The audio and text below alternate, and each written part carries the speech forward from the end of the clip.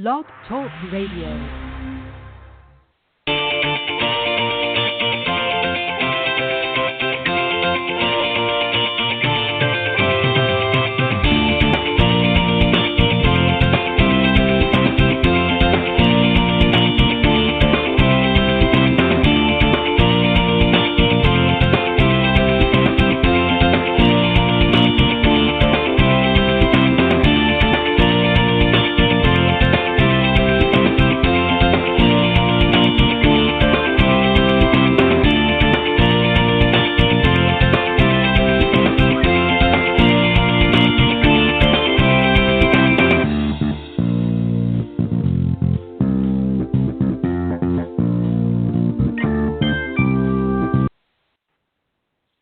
All right, good morning, everybody, and welcome to the Women of Golf Show. I'm Ted Odorico, and right alongside, of course, each and every week is Legends Tour player and LPGA professional Cindy Miller, and we are, of course, the hosts of the Women of Golf Show. Good morning, Cindy, and welcome. Good morning, Ted. How are you today? I'm doing fantastic. Always excited to do our Tuesday morning show, and we've got a very interesting show this morning, we've sort of been leading up to over the last several weeks. We are doing one of many sort of panel discussions, if you will. We've got some great guests this morning that are going to be joining us here in just a moment, and we're going to have a great discussion on adaptive golf, and we'll talk a little bit more about that in just a second. But let me remind everybody, of course, we are live here every Tuesday morning from 9 to 10 a.m. Eastern Standard Time here on blogtalkradio.com, and obviously the best way to find us is go to blogtalkradio.com/Women of Golf, or just type Women of Golf up in the search key, and that will bring you to the main page. For some reason, if you can't listen or tune in during the live broadcast, not to worry, just visit that link and scroll down to the on-demand section. And all of the shows, including today's, are auto-recorded, so you can listen at your convenience. So just visit that link.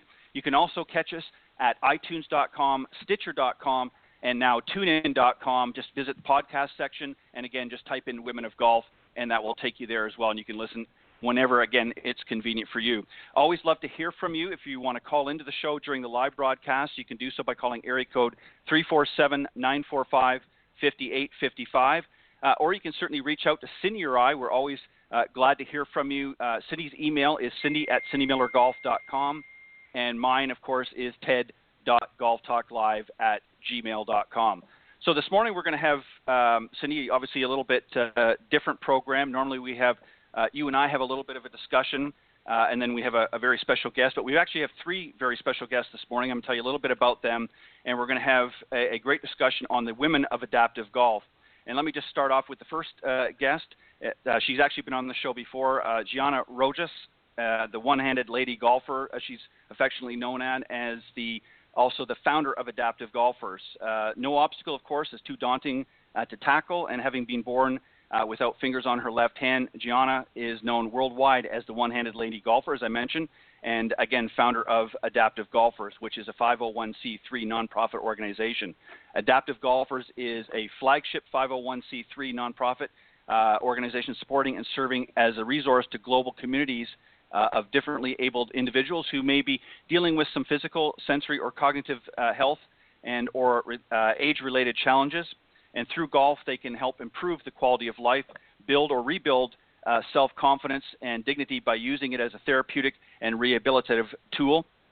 Gianna is on a journey herself to improve awareness for adaptive, accessible, and acceptable golf, and contributed to changing mindsets on a global level that is golf for all abilities. And, of course, she's a member of very many organizations. We'll mention a few as we go along. Also joining the show is Mary Beth Koberger, who's an LPGA and PGA teacher professional, and she has more than 30 years of experience teaching students of all experience levels to have more fun playing golf. And in 1987, she became the first female elected to the New Jersey section of the PGA.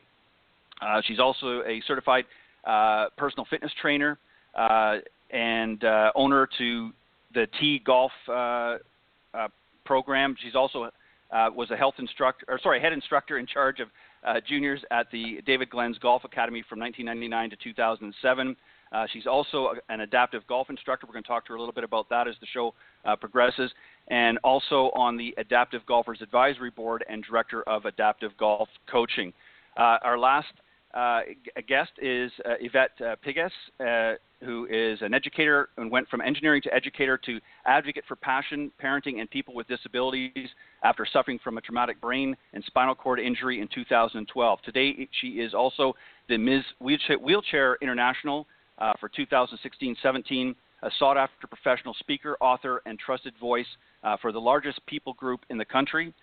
She's the founder or chief transformation officer of Your Invisible Disability Group, the thought leader of the 4-4 Signature Program for newly disabled and diagnosed persons, exclusively synopsized in her training workbook, The Art of Adaptability. She also co-authored My Mommy Had Brain Surgery and I'm Okay with her sons when they were 7 and 5 years old in an effort to stop bullying and turn their storms to stories. And yes, of course, she is a wheelchair golfer. So ladies, welcome to the show, and we're glad you could join us. Thank you. All right, we've got a great discussion, and Gianna, we're going to start with you this morning. And I think something that maybe would be very interesting to sort of begin the conversation with, just to give people an idea of some of the numbers. I know you've put some numbers together for us. Talk a little bit, if you wouldn't mind, first off, a little bit about your journey, but then let's talk about some of the numbers and the overall breakdown for women and girls with disabilities, just how many are involved in that category. Well, so first of all, thank you both to Cindy and for Ted for having me on again. I know we've talked about this topic before. I actually was born with no fingers on my left hand back in 1962 and grew up through a life of being what they now call bullying, but teased and picked on and not picked for the team and left out. And I had no idea until here I am in my adult, now senior years, that golf was an avenue and was an escape that I could have possibly benefited from as a child. Had I known about it, what I know now, I would have turned around and said, "I'm not today, bully. I've got to go play golf." So I have now taken, I guess, the next phase of my life and journey to try to bring golf and awareness to not only adults but children who have different abilities. I don't like to use the word disabilities because there's nothing should be dis. Right. And I'm using that as an opportunity, as a conduit, using golf as the conduit to be able to help instill dignity, self-esteem, pride, helps improve the quality of life on both a cognitive and physical benefit level. So I guess it's kind of like instead of using golf as a leisure game or a sport, the approach is now thinking about it a little deeper and using it as an adaptive therapy on a cognitive and physical level. So we get out and try to inspire and motivate others that feel or have been told they cannot or don't think that they can. And we just find a way. You talk about being a person, an individually driven coach where you go and you teach people. You know, you're teaching people that adapt in any age bracket, in any challenge. There's illnesses and injuries that happen. People with strokes get weaker, may have weaker grips, or arthritis with aging. There's so many different resources that are out there that aren't being showcased. So it kind of happened where on my own search to find out how to play golf, I became this valuable resource hub. And now I'm utilizing that to get out and be an advocate and ambassador to speak about adaptive golf and get more people out there on the course integrated with the rest of the other golfers. Right, well said. Now, you and I have talked a little bit before, and I know you've got some more updated data for us, but just give us an idea of some of the numbers that we're talking about, because it's actually quite astounding. I was very surprised the last time that you and I talked, and you mentioned the numbers, and that was, of course, from a previous study, but you've got one that's a little bit more updated. Give us an idea of some of the numbers of those that falling into this category are. Well, there are, according to the U.S. Census Bureau, we're due for a new one soon, I hope. But according to the Census Bureau, to current numbers now, there's 56.7 million disabled individuals in this country alone. That's not on a global level. That's just here in this country. And right. the breakdown of that, about 27 million of that is of female gender. So if we're going to break it into where we're going to talk about, of course, we're talking about women, it's still such a huge number. The University of Clemson and also the National Alliance of Accessibility have done studies where they've kind of broken it down to say that, okay, well, out of that 57 million, how many are of age or of ability that would like to, may have played before, or or would like to learn to play golf. And they've come up with numbers that right. are going to the point where there's 13% of that that really would like to get out there and play golf that may not be playing right now.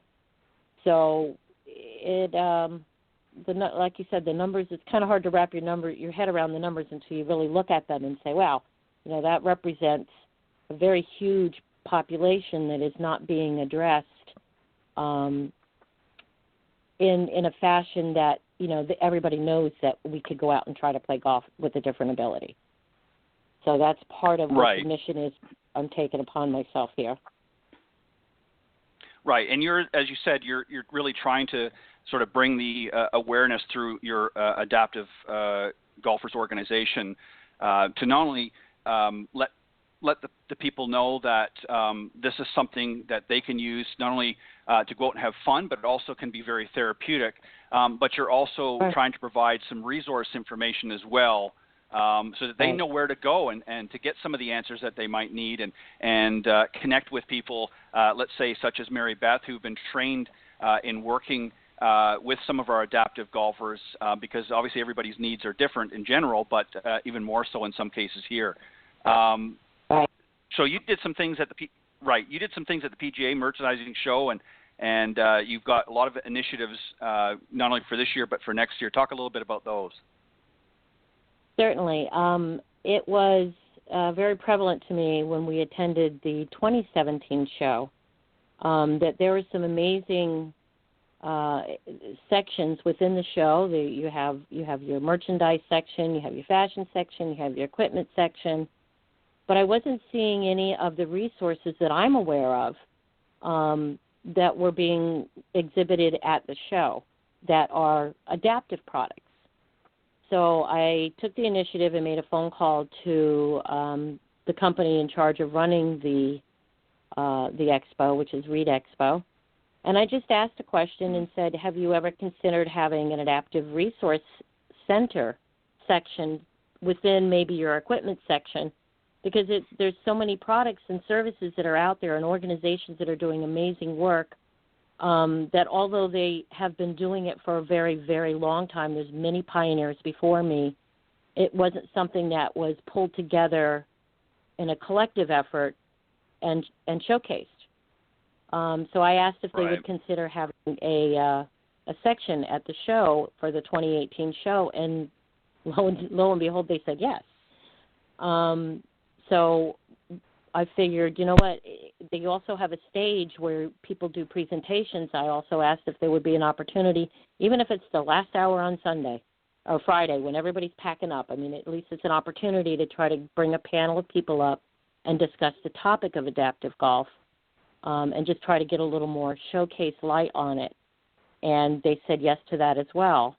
And then I took it one further step forward thinking, well, I have them on the yes train, to ask them if they would consider placing an adaptive introductory player development to adaptive golf as part of one of their breakout work sessions for the instructors and coaches that are attending the show for their MSR credits, their extra credit continuing education units that they need. And they agreed to that as well. Right. So this year was the first year there was an adaptive resource section.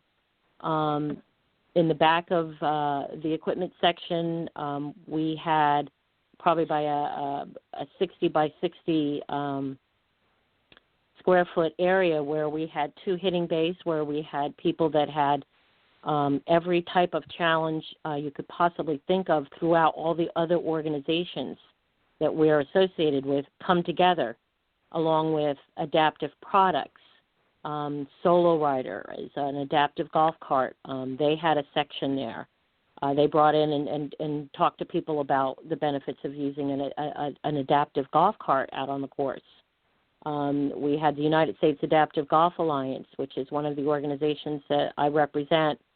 They came in and talked about the levels of play and how to bring people together as a coalition to talk about bringing golf into the Paralympics for 2024.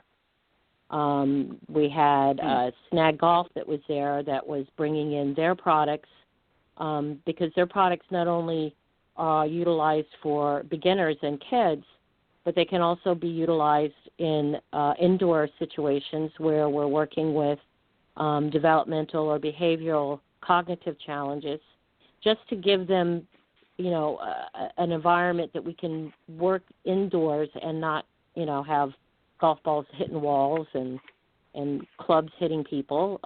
We want to use a safe product, and Snag seems to lend itself very well to that. We had somebody with foot golf. We had different ability athletes coming and hitting and doing expos.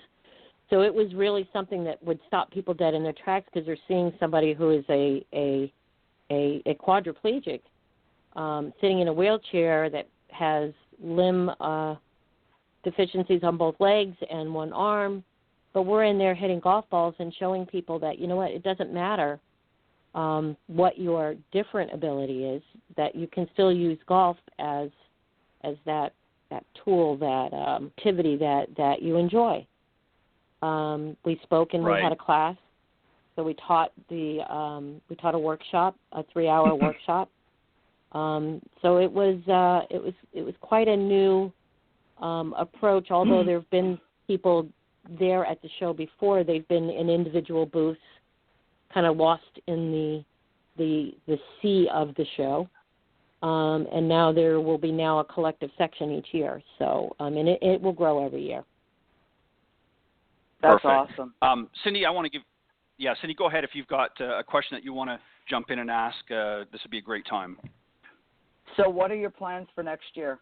How are we going to expand this?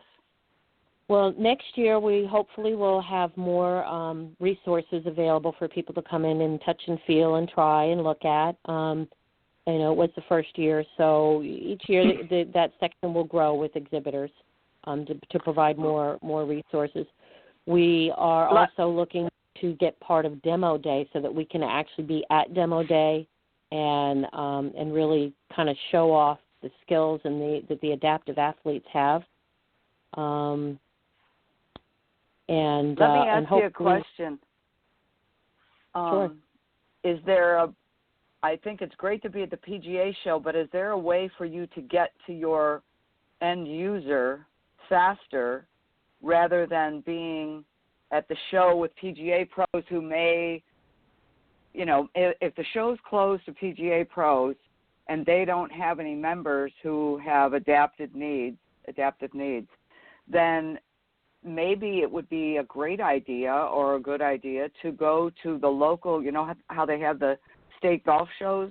I was just at the Seattle Golf Show. Mm-hmm. Okay, yeah, that's great because then you're getting to the end user. And the more you advertise that, the more they're going to be aware and people will come out. Yes, absolutely. Well, the intent for the PGA show is to talk to the industry, and that is to get the industry also grab a hold of this initiative. And Perfect. If we don't have golf instructors that we can bring golfers to, we can't even start at that part. So this is part of the grassroots efforts to really get the industry to be thinking a little bit differently in this particular demographic, because this particular demographic, when you break the numbers down, represents $214 billion worth of discretionary funds that can be spent on golf. So if the golf industry is thinking a little bit more about maybe the golf courses could be a little less intimidating, not all, but some, so that maybe they're filling in some of their bunkers so that, it's not such a hard, long course for people who have challenges or even just beginners, families who want to go out and play, thinking about how to take what you already have as a course and make your first tees accessible, which really are things that are already regulated, but they're not enforced. So making your courses more accessible, make them more welcoming and comforting whenever someone that comes into the course, into the pro shop. Are they looking at a counter where they can't see over the counter because they're in a wheelchair? It's that welcoming feeling. It's bringing the two worlds together, and that's what the intent is, to really integrate people that have challenges into the golf world as it was known of. To just expand it, and it becomes really, really important when you're talking about just that sense of I'm camaraderie. I'm doing something that other people are doing, and I could do it together with them. I just have to adapt the way that I'm doing it, so that I can still play the same game, not create a separate league or a course or a class, integrating them together and being able to go out and use it as a leisure activity, as opposed to this big competitive, if I'm not good, I'm not going to play kind of approach. Absolutely. Right. And I think it's all bring the world together. Yeah, it's about inclusion, I think, really is what you're saying, Gianna, is about making it accessible for everybody and not sort of pigeonholing everybody into a different category. Mary Beth, I want to bring you into the conversation now because really, and Gianna, you had a great lead in there talking about the industry itself and working and getting some of the professionals involved and trained properly in this area, because obviously if you don't have it at that level, it's going to be very hard to get people to come into the industry that have never been there before without having some instructors that can then adapt their training to help some of these individuals. So Mary Beth, talk a little bit about that. You've had some history with adaptive golfers and adaptive golf training.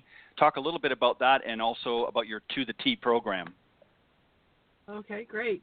I went to two of the coaching summits for the adaptive golfers, one down in Myrtle Beach and one up at Crystal Springs, and it was really educational for me.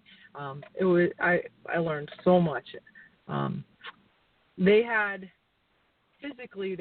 stuff for us to try, which was an eye opener.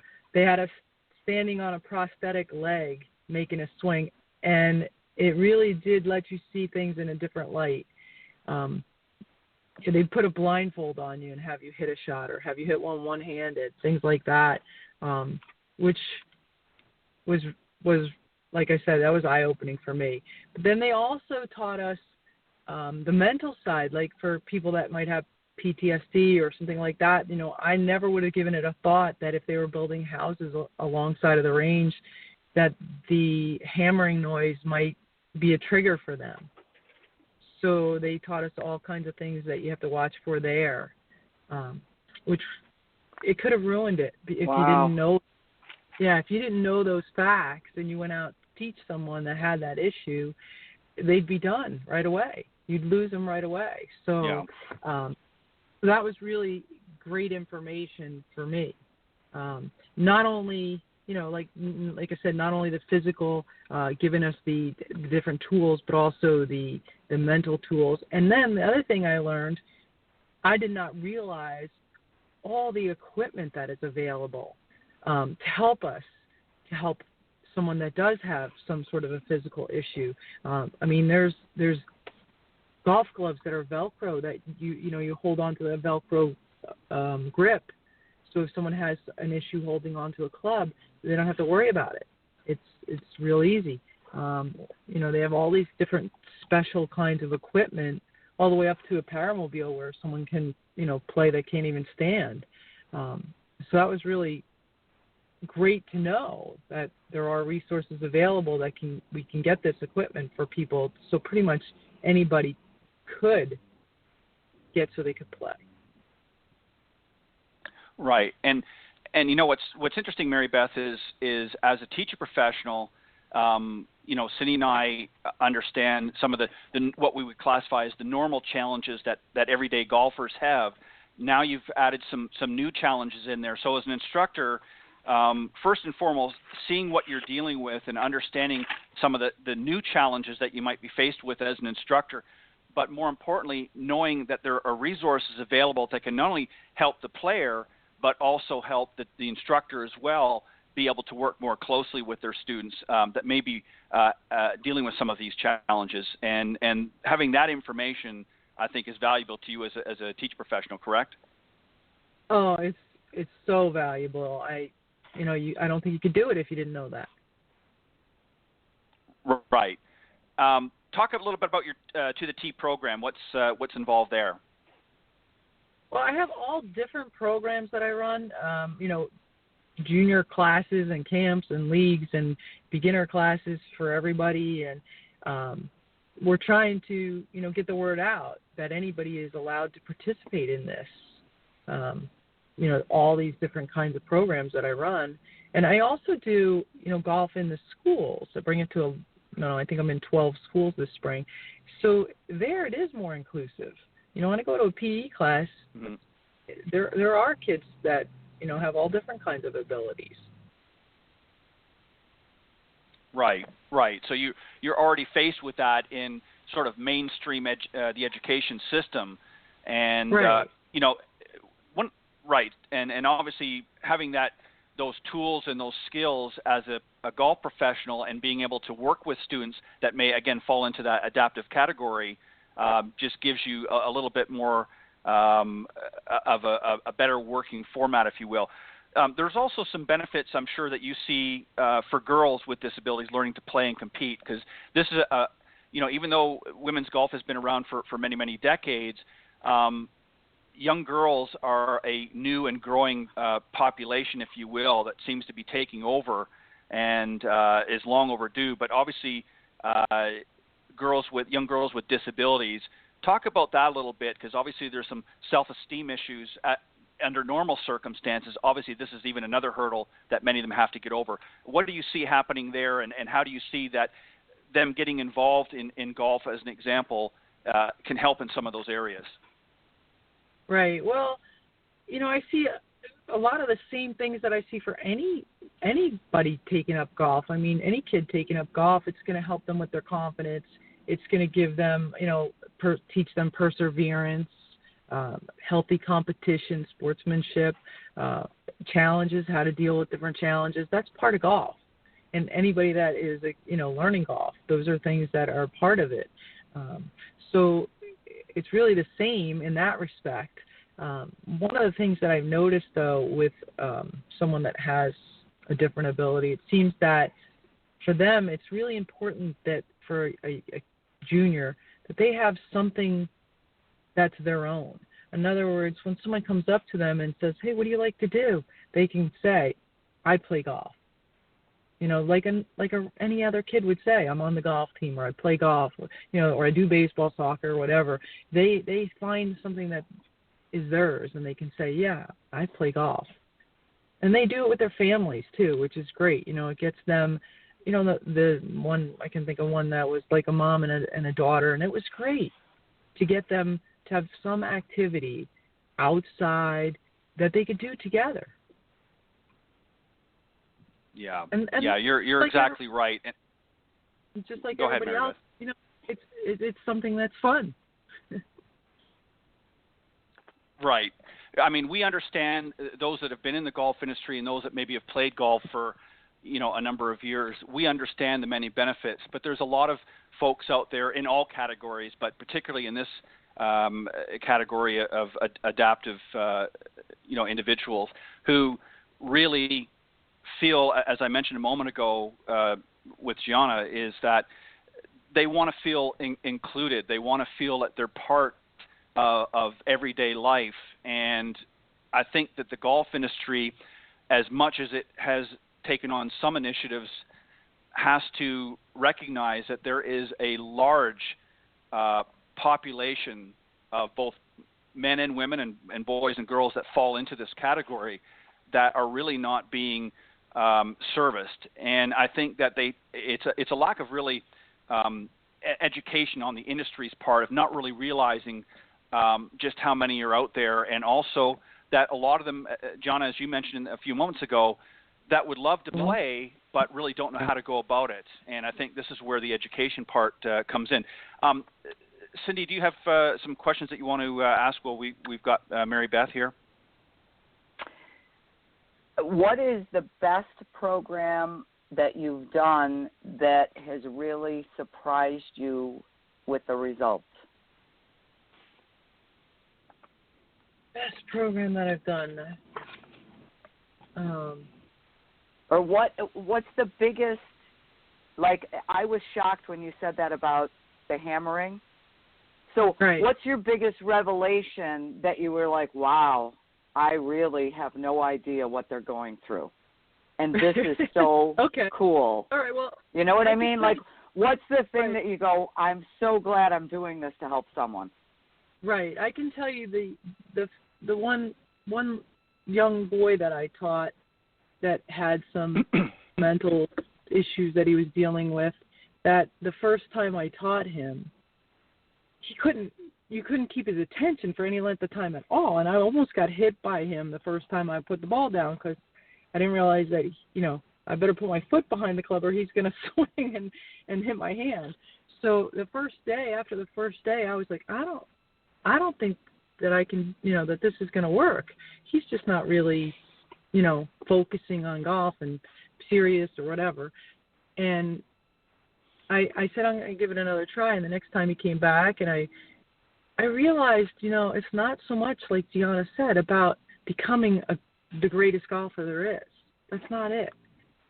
For him, being out there and being a part of it was the greatest thing. Even if some of the time he was, looking at the guy next to him, talking to him, it was okay because he was loving playing golf.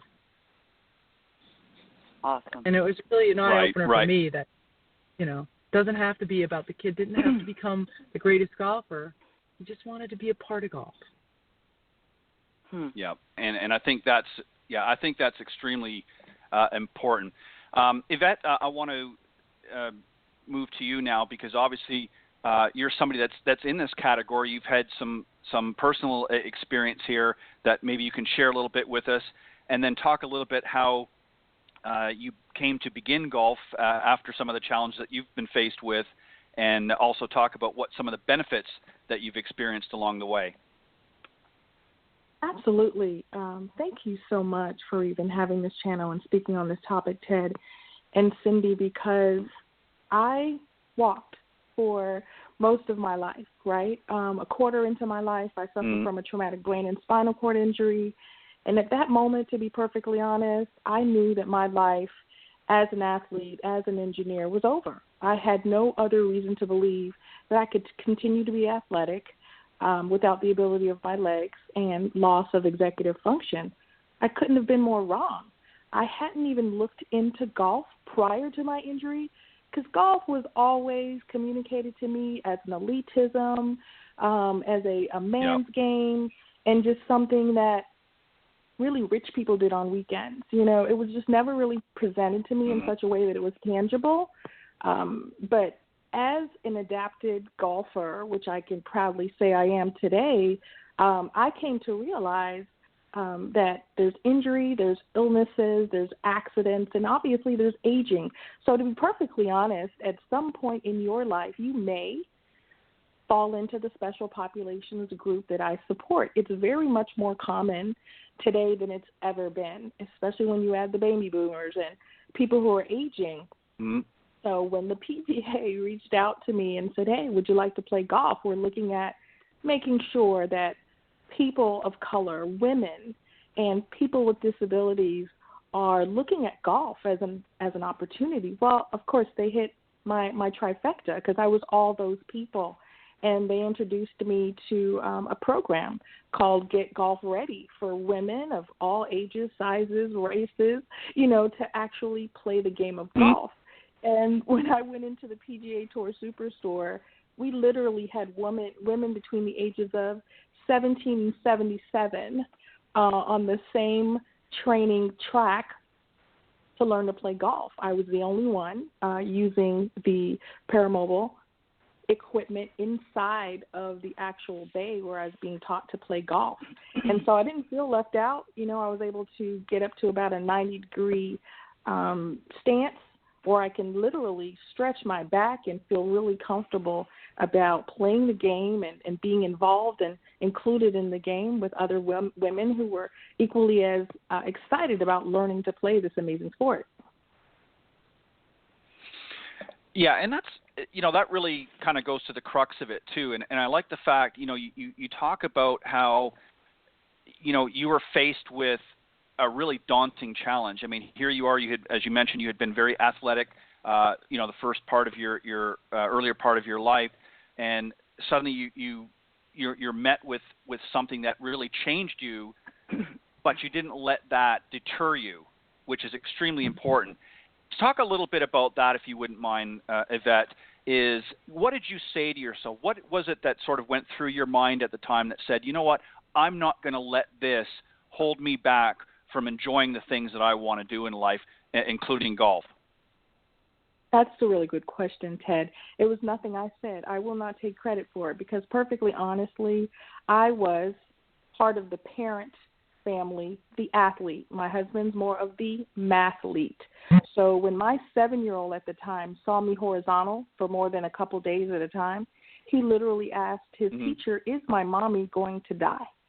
In that moment, I realized that my physical positioning was affecting the psyche of my small child who was not ready to receive the fact that his mommy athlete would no longer be in that role.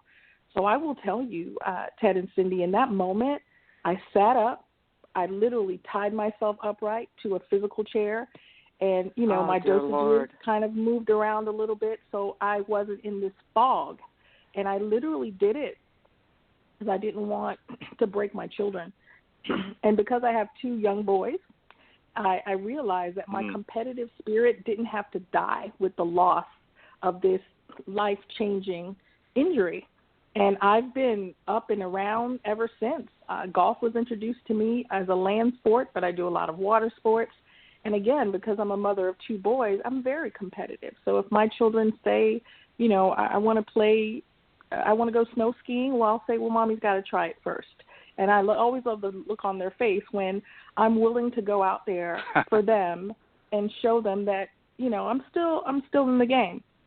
And the other thing that I've been able to do, which ironically, as an engineer, I did not have a social media platform until after my brain injury and my spinal cord injury, because what I realized was I needed to change the face of disability, right? People expect people with disabilities to have sweatsuits and sneakers on. I, on the other hand, play golf in heels because I don't have to worry about walking the terrain or messing up the green.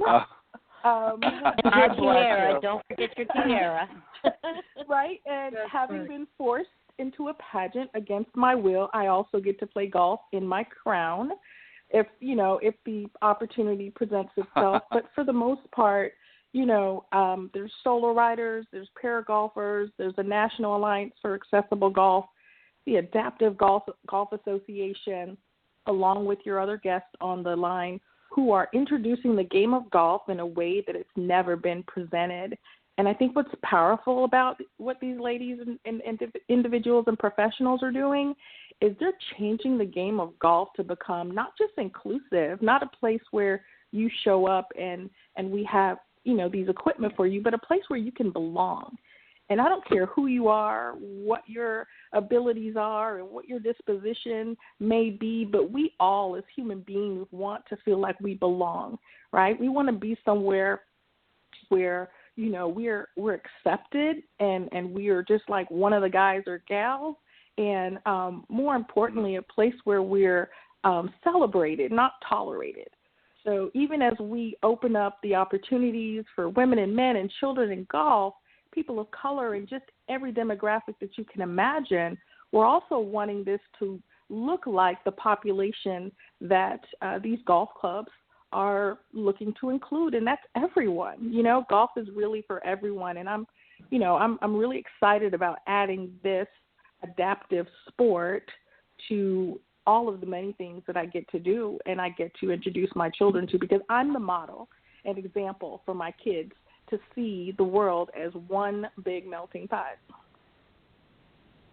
Right, and what a great testimony as well, Yvette. What a fantastic story. And you're so right. You know, your children really mimic what they see their parents doing, and if they see their parents, you know, sort of giving up and not rising to whatever challenge they may be faced with, that can send a message that can unfortunately last a lifetime. So the fact that you know your child, your young boy, had said to you, you know, wanting to know whether or not, you know, whether his mommy was going to be okay, triggered a switch, if you will, inside of yourself that said, you know what, I need to let my boys and my family know that I'm going to be okay, and I'm going to be able to get out there and do all of the wonderful things along with them as they grow through their lives. So you sent a very powerful message, and I give you a lot of kudos and respect for that, because that's not always easy given those circumstances, as we all know. So thank you. Great respect for that. I want to sort of circle around a bit, because you mentioned something, and Cindy, you have I kind of mentioned this before on the show, and I'm sure we've all talked about this, and that is the perception that golf gives. The truth of the matter is, even though there have been many great strides and many changes, there is still a perception when people think of golf. They think of it as an elitist sport. They think of it as, you know, a rich man or a rich person's sport, and that it's not available for them. And Gianna, I want you to share something very quickly, if you can. You mentioned a story one of the other times that you were on the program about a young girl. I think she was around 9 or 10 years old, that has some of her own challenges, who never thought that she could play golf and never thought this was for her, and you were somewhat of an inspiration to her. I'd like maybe if you just touch on that story a little bit, if you don't mind. You must have been reading my mind, because as Mary Beth was talking, I was remembering this mother that came into a golf expo that I was at that hugged and picked me up and told me, "You just changed my daughter's life." Her daughter is 13 years old, is above the elbow, born with a birth defect, so she has less of an arm than I have. And they happened to see me on the news that was covering me at the expo. And after the news was over, the daughter looked at the mother and said, "Mom, do you think I could learn to play golf like that lady did? If she can do it, why can't I go out and do it?" And when the mother came in and told me her story, she said she has been so shy. She's been getting worse and worse, where she won't go out. She gets picked on. The girls are mean to her, and she doesn't want to put herself out there. She said, in the moment that my daughter turned to me and said that, "Do you think I could learn to play?" she said, "I just felt that my whole daughter's life is going to change by doing this." So I was that little girl, and I started to be that little girl again through my relationship with my husband and his golf. That is actually the reason why I started to play, was because my husband was out playing with his buddies and their wives, and here I was, that little girl, sitting home again, waiting to get the call that I could go up and join them for lunch or dinner after they're done playing. So I started feeling like that 13-year-old girl that wasn't getting picked anymore. And that's when I pulled up my bootstraps and said, you know what, I've adapted my whole life. I was born this way. I've raised my babies. I've learned to crochet and knit and anything else, tie my shoes, anything else I have to do in my life. Why can't I learn to play golf? And that's where the search for the resources to help me find out how and what I needed wasn't available to me. It wasn't readily right in front of me. And that's kind of where the premise of this whole Adaptive Golfers has evolved. And, going back to what Mary Beth said about with the kids, you get a child who needs that little belonging to something. That's like Yvette said, too. It's a human need. We all need to feel like we're part of something. And to have a child that has a challenge go from learning and introducing golf to them as an activity and a sport for them to get involved in, and then to get them up to potential enough that they can now get out on the existing PGA league, junior golf leagues, and drive, chip, and putt contests. Not only does that child that have the challenge have that benefit of that cognitive and physical benefits of it, but now those other 3 kids on their team are going to perceive people with different abilities for the rest of their life in a different fashion than if they've never been exposed to it. Instead of being the one bullying and picking on and teasing them, they'll be the one befriending them and being their bodyguards. Right. It's just that whole, it just explodes into that whole realm of where the real meaning and the why is. So it's really not about the golf. The golf is just the conduit to get to that personal need that everybody feels and has. Yeah, it's simply the vessel that's being used to really to deliver a much greater message. Mary Beth, I want to very quickly go back to you as well. For somebody that's in the teach professional, I know that you've already done some things and taken some strides. What would you like to see the industry do, or what things would you like to see the industry offer more to the teaching professionals out there to help better prepare them to be able to work with other folks that maybe fall into some of the categories that we're talking about here? What can the industry do to make a difference? Right. Well, some of the steps, Gianna's made a big stride with some of these things, like getting in the PGA show is huge because the pros actually see, oh, this is some of the things that are available to me. That's been big. But I know she's also spoke with the National PGA too about, promoting this with the PGA Junior League, that, you could have a player on your team, make it accessible to everybody, let people know that this is available. Make sure the courses, like she said, the courses are accessible, but mostly it's awareness to the pros, a lot of it, and awareness that, there's people out there like Gianna that can help you. There's coaching summits that you go to so you can learn the things you need to learn. And also, like, they have the National Drive, Chip, and Putt. Well, it'd be great if they had adaptive golf as part of that. Why not? Why couldn't they? But it needs to. People need to think about it that way. My eyes were closed for a long time. They just need their eyes opened a little bit. Yeah, I couldn't agree more. Yvette, I want to ask you a question. If you watch a lot of the golf tournaments, obviously we all know that the PGA and the LPGA does so much for a variety of different charities, and quite often we will see maybe a youngster or two that maybe have some similar challenges to what you have or others that and they might do a short little segment during the tournament to talk about some of the charities and things like that.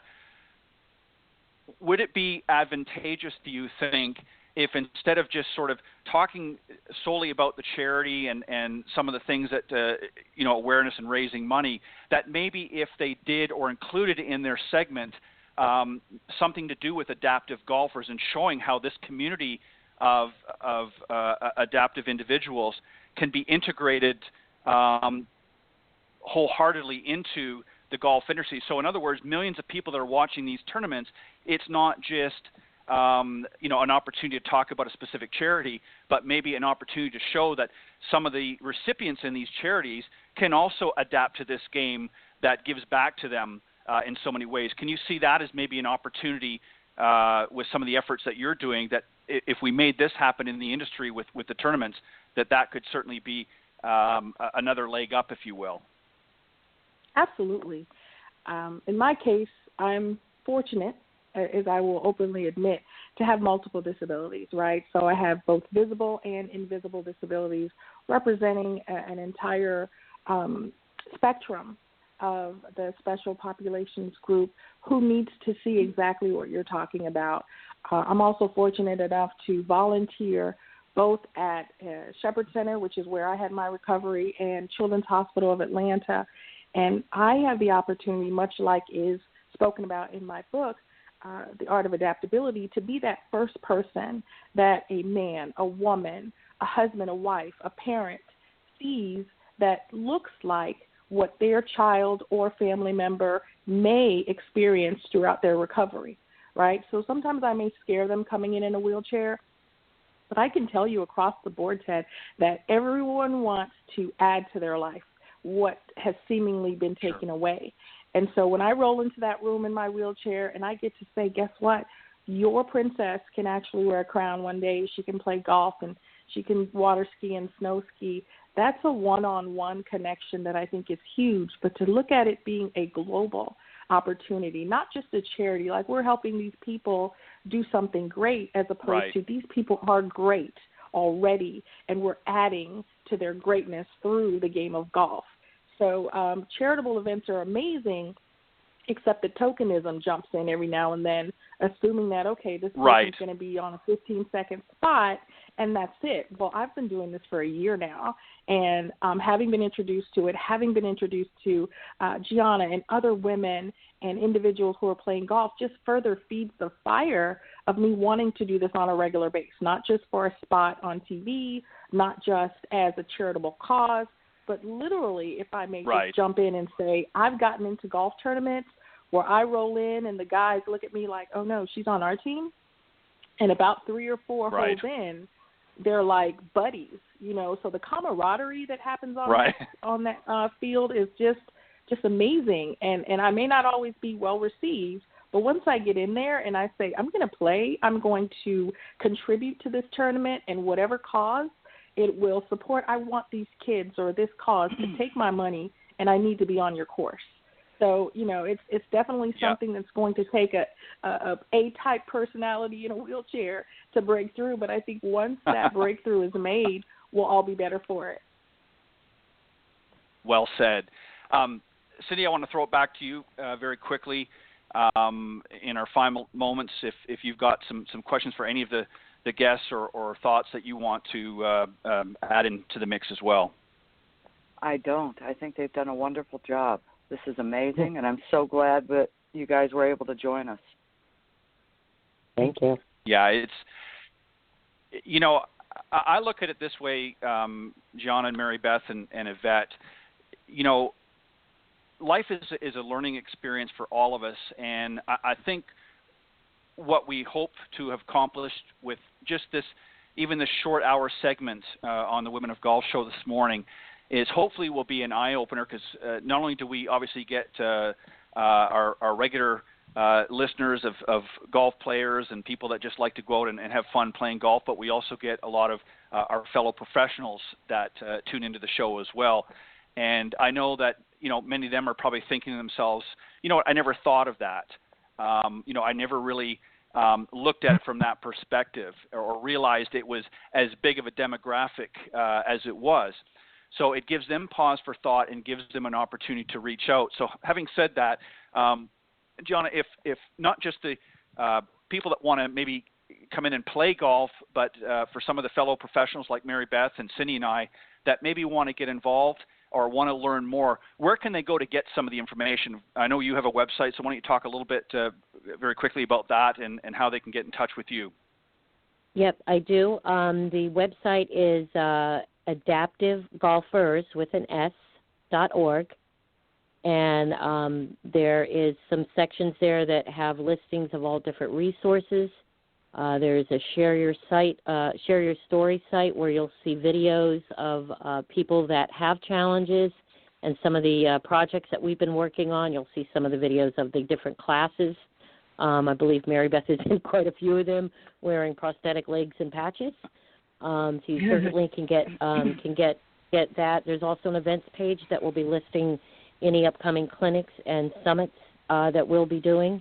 And you can certainly reach out to me personally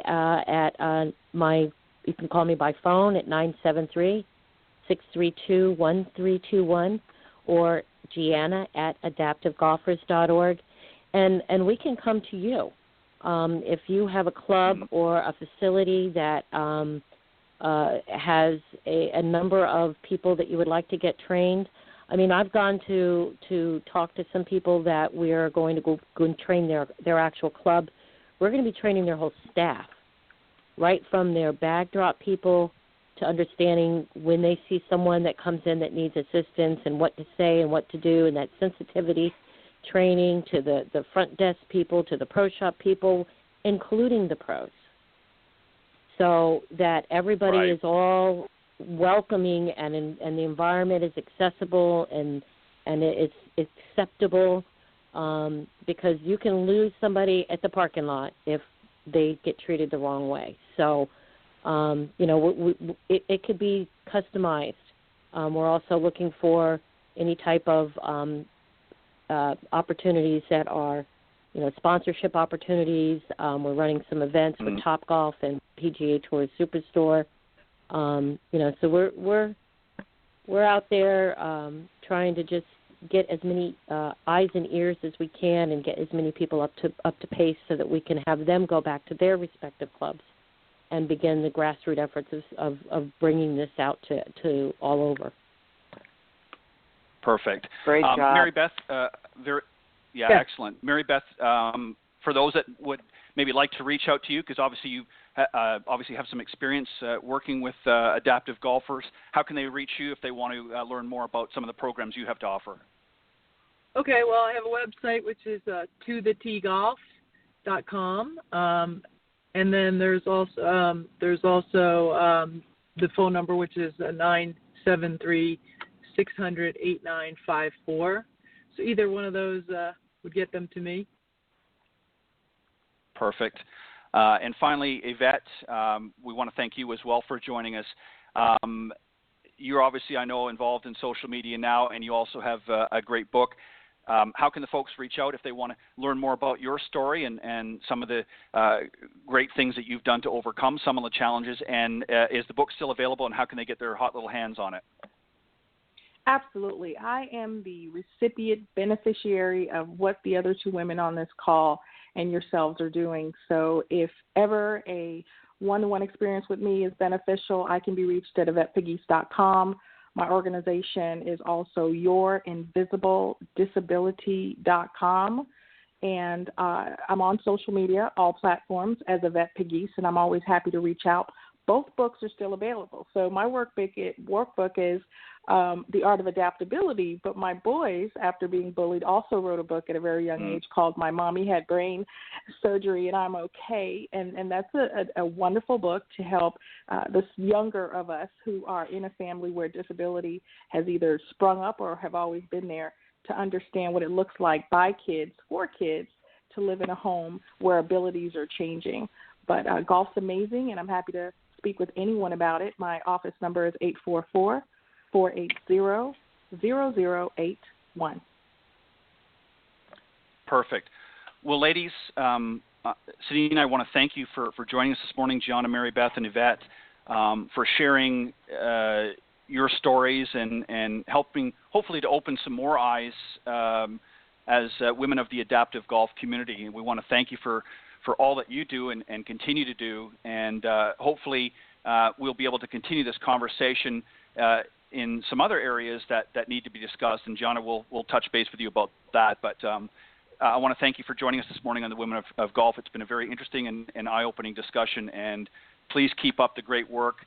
And we will continue to do our part to help bring some of these important issues to the airwaves. So thank you for joining us this morning. Thank you for having us. All right. Thank you, ladies. You have great a great job. day, ladies, and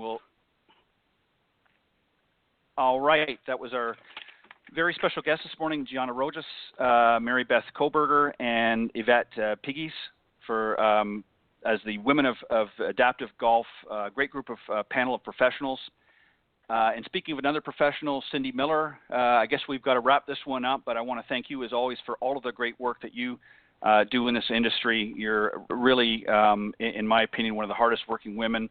And, I always hear lots of great things all over social media about you, and I see lots of great things, a lot of great videos. So make sure you visit cindymillergolf.com. She's got some great tips on there, some great advice, and you can connect with her anytime. And we want to thank you, the listeners, for tuning in this morning and each and every week for faithfully joining us here on the Women of Golf, and we look forward to bringing you some more interesting guests along the way, and we're going to have another great panel discussion next month, the third Tuesday of April, so make sure you come back for that. But on behalf of Cindy Miller and I, thank you for joining us this morning on the Women of Golf, and we'll see you next week. All right, Cindy, have a great one. You too. Bye-bye. Bye-bye.